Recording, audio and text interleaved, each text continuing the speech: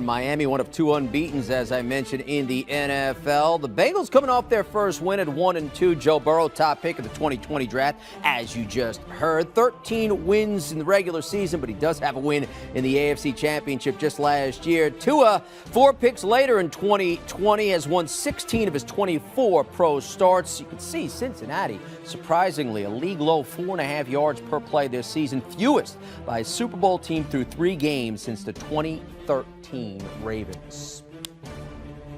All right, let's welcome in CBS NFL analyst Charles Davis. And Charles, it's a game that features the first and fifth picks of that 20 draft. This could be a move over Jimmy Johnson, as Miami head coach Mike McDaniel could be the Fins' only head coach to start his career 4-0. The Dolphins coming off wins over the Ravens and Bills, awfully impressive. I mentioned Tua banged up. Clearly, they'll need him at full strength. Charles, what do you see as keys for Miami to remain unbeaten? Well, first of all, good to see you, Jim. My apologies for not being suited like you are, because you're looking good and I'm a little dressed down here. Had to get out ahead of the hurricane, so I had to get on the road. My apologies. But look, for the keys for Miami in this one, let's go back. My crew, my team, Ian Eagle and Evan Washburn, myself, we did the Bengals Jets on Sunday. And one of the things the Jets did pretty well, but not well enough, was they pressured Joe Burrow, and they kept him hemmed into the pocket for the most part, but he found a way out a lot. And that's one of the things that has to happen in this ball game for Miami, is to make sure you keep Burrow back in that pocket and keep putting hits on him and the whole deal.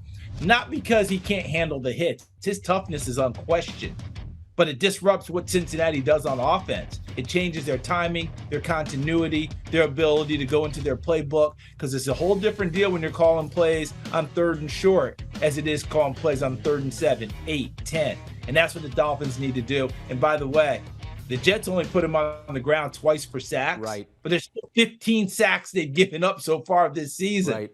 So they are vulnerable there. The second part, big plays.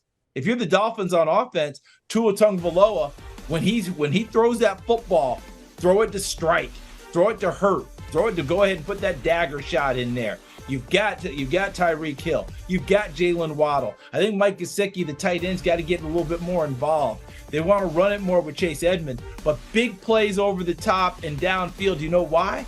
Because Cincinnati's defense is so experienced, has such great continuity themselves. They know where each player is going to be and have a big Rolodex of defenses. And when you do get a good play, you better take full advantage of it. And that's what I think the Dolphins have to do in this one. Yeah, Charles, nobody's talking about Tua dinking and dunking anymore, right? Now that he has those weapons on the outside. Hey, did you see that shot he threw against Buffalo? Yeah. That one threw to River Craycraft? That's right. And if you had River Craycraft catching a big touchdown against Buffalo prior to that game, then we need to hang out more, because we need to go start playing the lottery. You didn't have, no one had it. But he threw that shot to him, came up off the practice squad, and made the big play. And folks, when you hear practice squad nowadays, don't look at it the way you did before. Practice squad now is almost part of the roster. Yeah. They practice with them, they're with them, they come up, but they've been through all the stuff. It's a different thing nowadays. Anyway, enough of that. Players get elevated on game day as well. They've been practicing all week. That's right. For the Bengals, now you touched on this, it's all about giving Joe Burrow some time to breathe. He was sacked 13 times, threw 4 picks in the first 2 games, both losses. Last week's game against the Jets, as you touched down, sacked twice, didn't throw the ball in the hands of the opposing team, which was Cincinnati's first win. As you look at the Bengals' game plan to even their record, what are the keys for Cincinnati? Well, Joe Mixon's, going into last week, he had touched the ball more than anyone in the league, both in the running game and total touches. So getting him the ball wasn't the issue. It's getting him the ball and allowing him to do things with it that's the issue. They've got to get that guy going. He had a 31-yard run against Pittsburgh in the opener. I think he's had a couple 10-plus runs since then. Not nearly enough explosive runs, because he is hemmed in all the time. This offensive line that's struggled to protect Joe Burrow, they're struggling to create space for Joe Mixon, and they will swing it out to him. They will throw it to him. They need to let this 225 pounds have an effect on defenses by being able to run the football and let him get his pads square and feed those pads to defenders downfield. Early on, that hasn't happened nearly enough. In fact, the best run Sunday came from Samaje Perine closing out the ball game. And I know Joe Mixon was on the sidelines going, Where was that when I was in?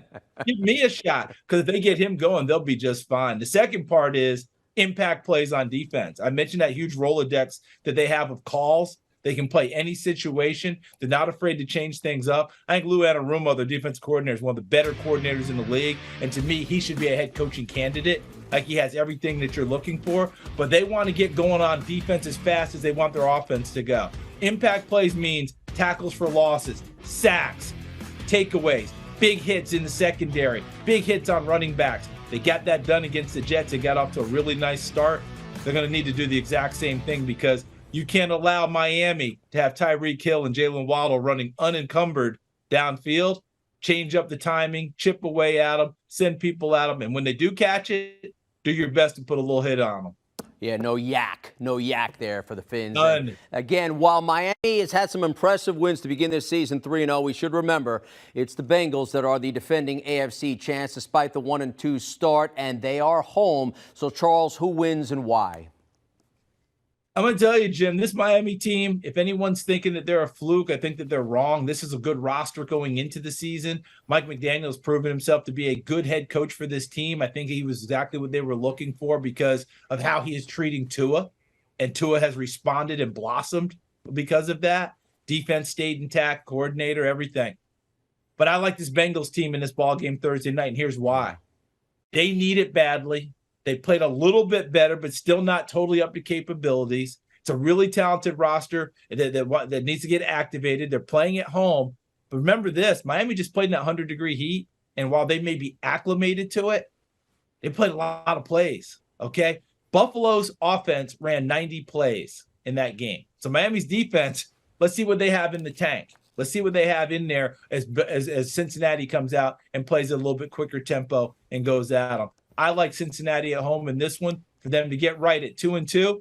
It doesn't mean the Dolphins have a bad team if they drop to 3-1. Yeah, it would be Miami's first loss in 4 kickoffs this season. Our thanks to CBS NFL analyst Charles Davis, who got out of Dodge in the Sunshine State ahead of the storm. Charles, we always appreciate the insight. Thank you very much. My best to everyone who's going to be affected by Hurricane Ian, excuse me. It's Ian to me because of my partner. But I certainly hope that everyone's going to be okay back in the Florida area. Absolutely, Charles. So this is what it looks like. They're split down the middle regarding the percentage of wagers on the spread in this game. 50-50. Caesars Sportsbook has it with money. Miami getting 4 points. The Bengals giving it up, and Charles has them winning it outright.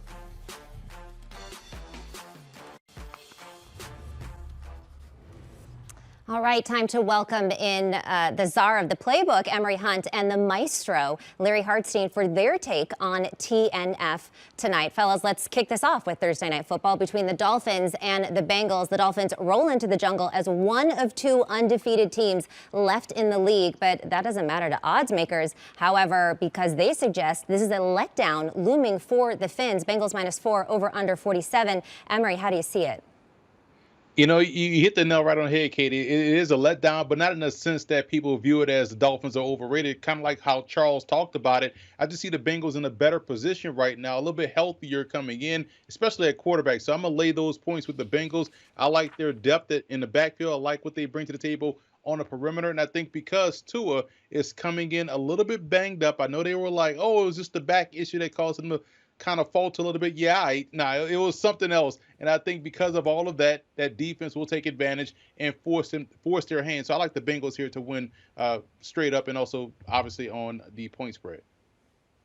Katie and Emery, this is the worst spot any team has faced all season. When you have to have 92 snaps in extreme heat, there were 2 plays called back by penalty, so they actually were on the field for 92 snaps. And I know they rotated in some guys, but still, and then have to play on a Thursday night. The analytics guru, Clev TA, pointed out that's only happened once in the last 22 years that a team has had that many plays and has had to go play on Thursday night, and it's on the road. And the first time it happened, which was 6 years ago, did not work out well. The Bucs were the team, and they gave up 43 points in a blowout loss because they were so tired.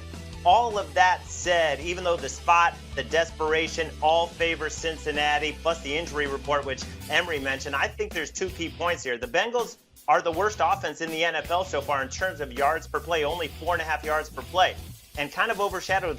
They lost their defensive leader, their anchor, the team captain, DJ Reader, the nose tackle. He's out for this game. So with all of that said, I think the Bengals probably win. If this was 1 or 2, I would probably lay the points with the Bengals. But just with all that offense and all that speed, you got to think that Tua can come through the back door, even if they're down 10, and lose it by a field goal. So reluctantly, I'll take the point.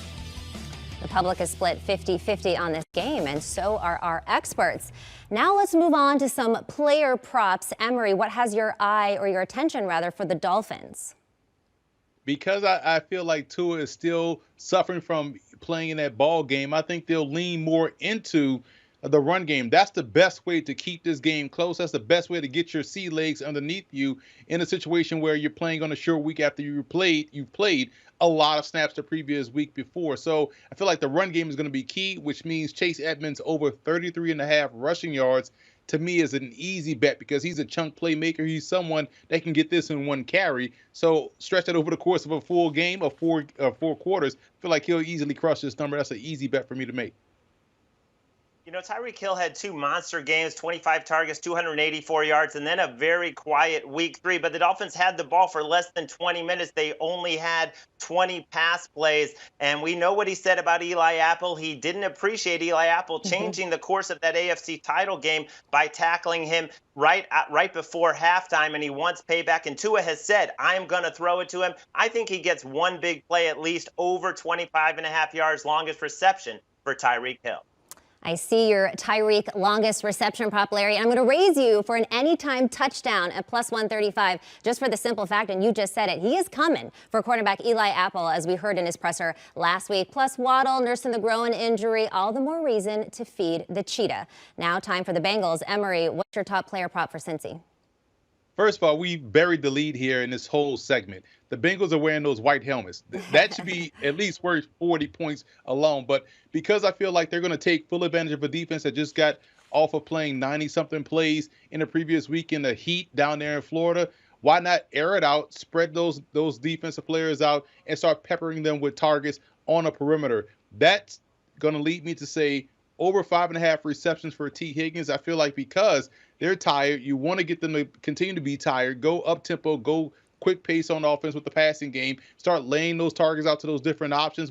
Everyone has an opportunity here to eat on Thursday night, but I think T. Higgins going over 5.5 receptions because he has great hands. It may only take him 6 targets to hit this number, so I think he'll do just that against this Dolphin secondary.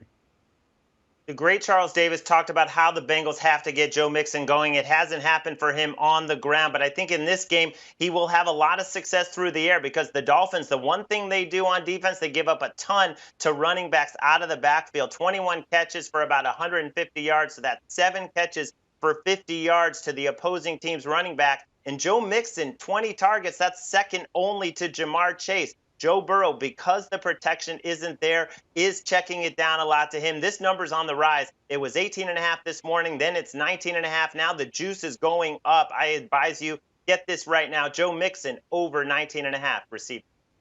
That's Larry Hartstein and Emery Hunt. Ladies and gentlemen, now let's recap those picks. All right, our guys are split on the game side, but they love a few overs in the prop market for both the Bengals and the Dolphins. If you're looking for an